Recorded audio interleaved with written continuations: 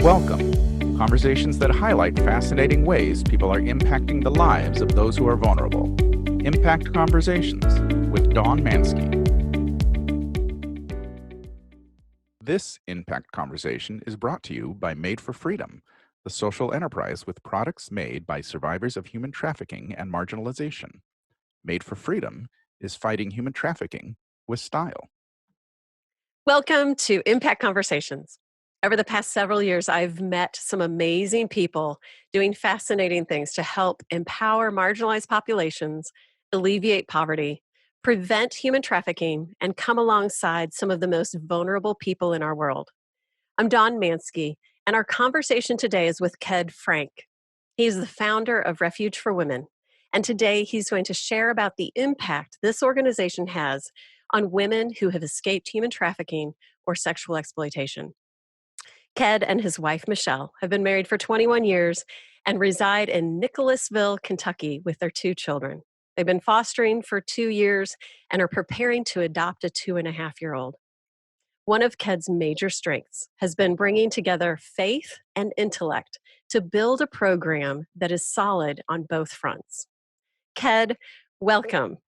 Thank you, Dawn. Thanks for the introduction as well, too. It's good to be with you today. Oh, so good to have you. We've known each other for a few years, Yeah. not real well, but met a few years ago and just was so excited that you were able to spend some time with us today and really just want to help people understand what Refuge for Women is doing.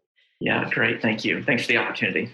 No worries. So tell us about yourself and how Refuge for Women came about. Yeah. Well, as you said in your introduction, got a wonderful family, and with the coronavirus going on, we have a lot of time together actually in the house now, with my wife working in part of the house, I'm working in part of the house, and we got 3 kids also in the house as well too, and stuff. So lots of family time going on right now, but just making adjustments like everybody, and we're very blessed, and we've been in Kentucky here for now over 20 years, which is hard to believe. I'm originally from Indiana, and my wife is from Columbus, Ohio. We moved down here to go to Asbury Seminary, and 11 years ago we started this outreach, for women to be able to have a safe place to go, and so I was working as a pastor at a church here, and we learned about an outreach going on to some of the different clubs here in Lexington, and they started talking about wanting a next step, for women who wanted to get out and needed a safe place to go, and just series of events, God events for sure, came together, and we were convinced that I was to step out of the church and get this nonprofit going to be able to house women, and so it's been quite a journey for the last 11 years, and we've made a lot of mistakes. We've done a few things right, and it's been pretty awesome to watch it. Nice. And so it's 11 years? Yeah, we started in 2009. We actually opened up on our first house in 2010. So we needed to get our board in place and renovate a farmhouse as well too. And so it was an 85-year-old farmhouse that we started with. That was the very first Refuge for Women. And that's awesome. And so we renovated it, and that really turned out well. And that got things started for us. Nice. That I did not know about the farmhouse piece. That's pretty cool. Yeah. So what do you think makes Refuge for Women unique from other programs that are working with survivors of human trafficking? Yeah. Honestly, Don, when we started, we weren't even using the language of human trafficking 11 years ago. We started out, we thought women would be coming from the strip clubs and mostly from the outreach that was occurring from the group here in Lexington. And as we got into it, our first individual that came to us was from Miami, Florida. Our second one was from Detroit, Michigan. Our third one's from Lexington. And then we filled the house with different people. And so, it was only probably, 5 or 6 years ago that people were using the language of human trafficking a whole lot more and becoming more familiar with that terminology. When we first started, there just wasn't a lot of conversations that were happening around human trafficking. And then the reality is the majority of the women that we've been working with, they were being controlled. They did start selling themselves when they were, 13, 14, 15 years old. And started working in the clubs when they were 16, 17 years old. And so the majority of them did fit the definition of the trafficked individuals, the forced fraud and coercion that's typically used with the trafficking language. And then anybody under the age of 18 is automatically a human trafficking survivor if they Right. exchange sexual services for goods. And so we started using that language a whole lot more. But, for us, when we got going, people were sending us people from around the country. And one person who was up in Chicago, and they were actually doing outreach on that Backpage. And so they were calling different ads that were being ran. And so they started making connections. They were sending us people from Chicago to come down here to Kentucky. But they just said, some of the people that they're working with, they're not actually able to leave the state of Illinois, or because of kids, they're not interested in traveling that far. And what would we think about the idea of helping them get something going up in the Chicago area? And literally, so we discussed it and decided let's give it a try and let's see how it goes. And within 6 months of doing that, we got another phone call from a group in Las Vegas that said, hey, we're doing outreach here in Las Vegas, and I don't know if you'd ever consider opening up another home, but would you consider opening up a home in Las Vegas? And so we began that conversation. And what you asked was, do you have a farmhouse? Exactly. We only want one that's 85 years old. It can't be younger. It can't be younger than 85. 85 or older. That's right. And a farmhouse. Yeah, exactly. And what's funny is I tell people this, Don, that, again, our first home, it's on 53 acres. It's out in rural. It's safe. I mean, it's pretty remote. So we started thinking, hey, this is for Refuge for Women. We really want to use this model of a safe place. But now we got 7 locations, and it's like none of them are the same, And so Las Vegas is in the middle of a gated community that somebody has allowed us to use a home for 4 years now out there. And the one in Chicago is directly across the street from a police department, and it's an old domestic violence shelter. And so the different places that God has given us they've got their unique flares, But, for us, having multiple locations and multiple homes now, we have a home outside of Pittsburgh. We've got one in Chicago, Kentucky, Las Vegas, Dallas, Texas, and then we're opening 3 more this year, San Diego, Houston, and an emergency home here in Kentucky. What it allows us to do is to relocate people. And so, again, if you're from an area, and again, you've got somebody who is actively, meaning to do harm to you, we can make you kind of disappear, go off the grid, and get you 1,000 miles away. And we tell these residents, there isn't anybody going to find you in the different locations that we can put you. And so it gives us this unique model to move people around. Not everybody needs to move. Not everybody can move. And so, we can keep people local. So if you're from Chicago and you need to stay in the Chicago area, we can keep you local. But, there's something about if you're willing to go to another location, you don't know anybody, nobody knows you, you can start over, you can start fresh, begin a whole new life. We've just found there's a lot of advantages to that. And so to date, we've actually served women from 25 states so far in the 11 years that we've been going. And so anyway, that kind of gives us a unique ability that I think that has kind of, made people kind of pay attention to the work that we're doing and the way that we're able to do that. Right. That's incredible. That's really, just that the possibility of staying or disappearing. Yeah. Like that's really cool, just to protect women. Yeah, exactly.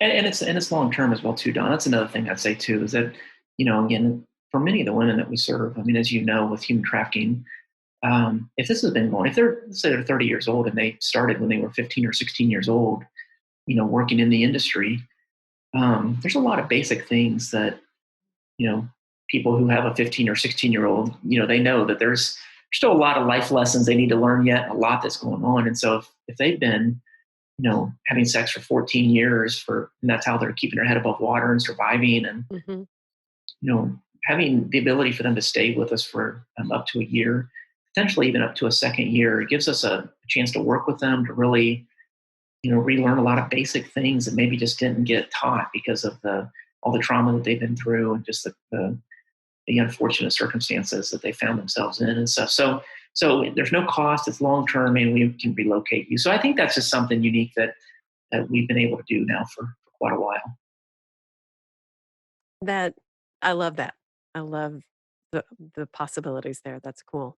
And so explain a little bit more about you said that you're starting a new home Yeah, that is an emergency home? yeah, Ex- exactly. what does that mean?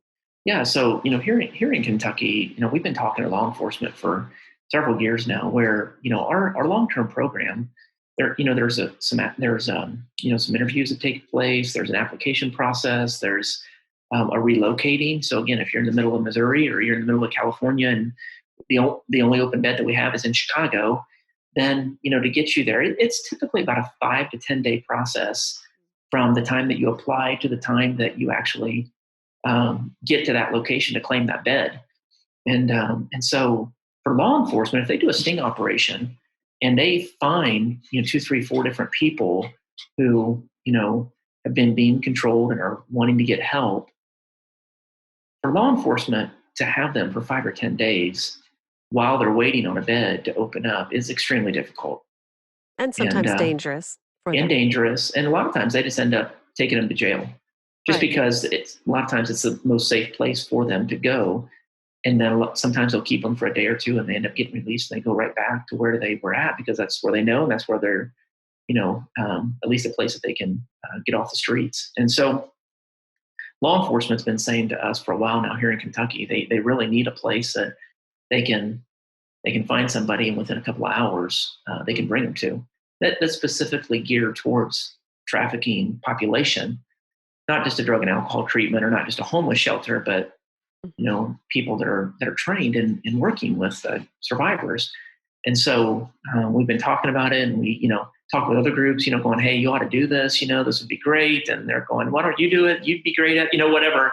And Yeah. and so my best friend, who we've been on their property for the last 11 years, last year came to me and said, hey, we just bought another farm. We're going to be selling this property. And they bought instead of 53 acres, they bought 500 acres. Oh And my. and so I'm like, wow, that's great. And of course I'm thinking, okay, you're going to sell this property. Okay, exactly. What are we going to be doing? And Right. so I'm not sure the owners are going to want us on this property. And so they said, we want you to buy it. And so we worked out a price that, and last December we were able to give them the final installment. And so now we own 53 acres here. And so their home is between a 6,000 and 7,000 square foot home. It's beautiful. And so we've decided that we're going to have a long-term home and an emergency home on the same property. Nice. And so this emergency home, it's going to be 16 beds, and it's going to be specifically geared for emergency situations. And they can come in for 30 to 90 days at a time. And then some of the women, they may say, we want to go into the long-term program, and they can enter the long-term program as well too. Some of them may come in for 3 days and say, I don't want to be here, and they leave, and that's fine as well too, But so it's going to be Kentucky's very first trafficked and exploited emergency home. Wow. And so we're opening up in about 6 weeks. We'll have the doors opened up, and we'll see how it goes. So this is our first try with this, and so we'll learn a lot and we'll get better. And then we're hoping this is something we'll be able to replicate maybe at the other locations as well too, after we get the bugs worked out of it and get into a good rhythm with it. So yeah, we're excited. We're excited about it. That is awesome. Well, congrats on being so Yeah. close. Thank you. And that I think is one of the biggest needs with this community is an emergency placement. How do we, if we find somebody, how do we get them a bed Yeah. tonight? Yeah. And having those facilities available would be incredible. It is hard, Dawn, because let's just say there's a church who we've had multiple phone calls from churches, and they have somebody who comes into the prayer room on a Sunday morning, and they're saying they're being trafficked. Well, it's 11 a.m. and you have some good-hearted volunteers that are back there praying with people, and all of a sudden they're just going, "What in the world? I'm in over my head right now, and Right. I don't want this person to leave our church grounds for fear that they're going to go back to dangerous places. But at the same time, what do we do? Right. And do we take them to a homeless shelter? Do we get them a hotel room for tonight? I mean, like, what do we do? And so we're hoping this is going to be a resource that churches and outreach groups and law enforcement, they'll have a resource that they can call, and we'll come pick them up, and we'll take them into our emergency home. And like I said, kind of do some case management, decide what are their needs and what are they looking for, and then kind of from there determine what are going to be the best resources moving forward. But we're excited about it. We think it's going to be a great resource for our community. Right. Well, so if as you're working with this population and you encounter people and you're trying to raise awareness and you're trying to help women coming out of these situations, what is something that you would like people to know most? What is something that you feel people just don't quite get about this situation, about exploitation, um, that you would like for more people to understand? Yeah, yeah, that's a great question. And I tell whenever I have a chance to speak to men's groups, one of the things that I help educate them about is that, again, as men, Mhm. the demand is why there's even a problem like this. And so, again, all men have contributed in some capacity, unfortunately, to this. And as men, I mean, obviously, we have an ability to really uh, put a stop to these kind of services. And so I help them understand that, hey, the women that are on the screen, whether it be in pornography, let me tell you a little bit about who these women really are. And again, they're under the influence of something. They don't want to be doing what they're doing. It's not a big party. I tell them about strip clubs as well too. The women that are up there on the stage. It's not the fantasy that sometimes we're led to believe. It's not just a young girl who's working her way through law school, and this is a wonderful job that again she's going to be a lawyer.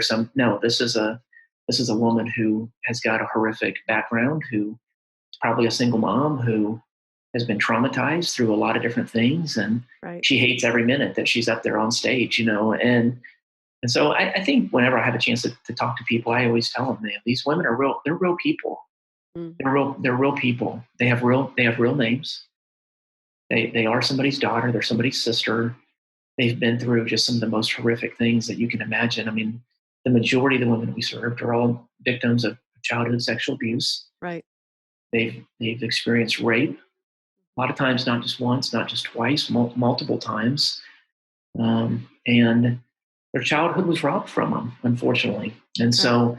so again, I would just encourage people, if you're ever, if this is something that's near and dear to your heart, again, continuing to pray for the organizations that are working with them, recognizing that the rescue, getting them out of dangerous situations is obviously a wonderful step, but it is the first step.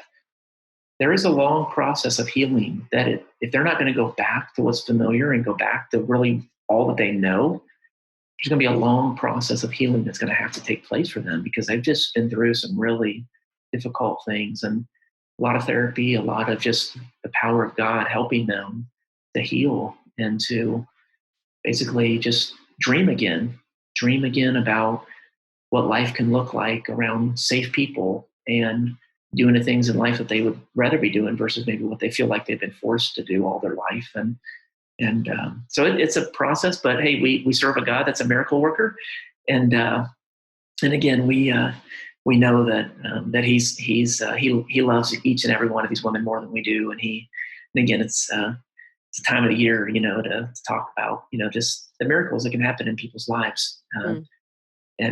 and so anyways it's a calling, and it's an amazing work to get to serve these women.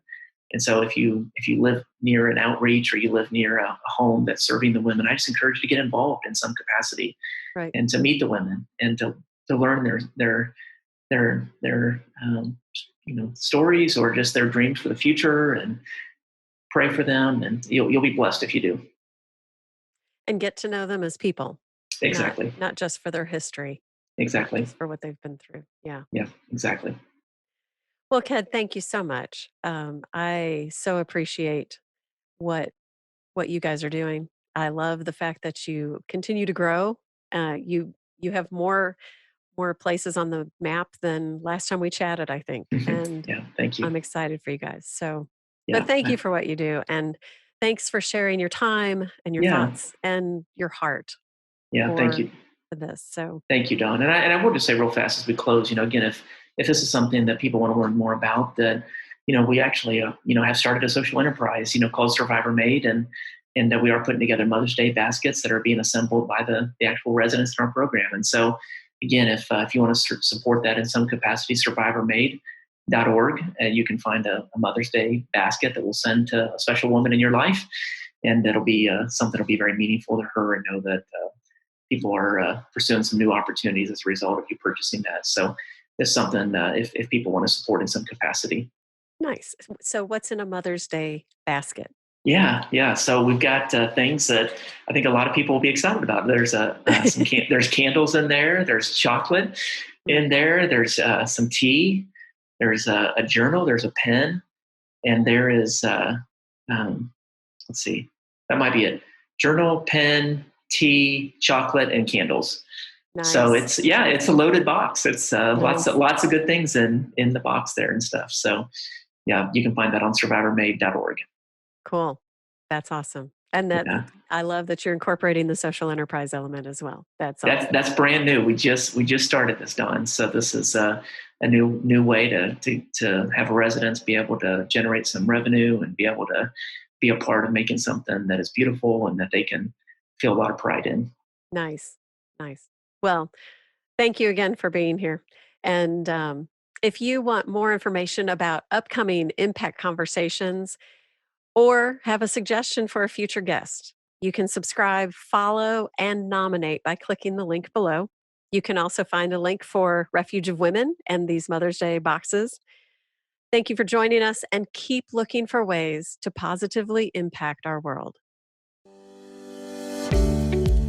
Don't forget to subscribe and join us next week for another Impact Conversation.